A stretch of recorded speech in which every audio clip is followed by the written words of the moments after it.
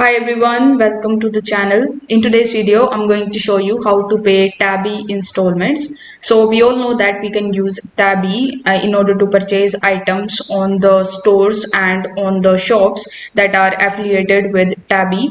So you have the option of divide that order into 4 installments, and now if you want to pay your Tabby installments, here is how you can do it easily. First of all, you need to just simply log into your Tabby application, or you can even come on Tabby's official website and click on the login option in order to log into your account.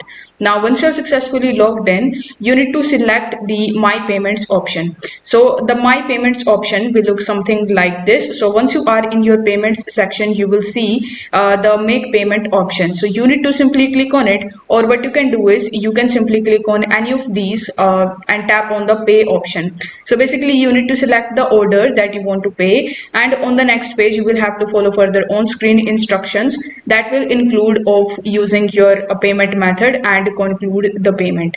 So this is how you can basically pay Tabby installments very easily.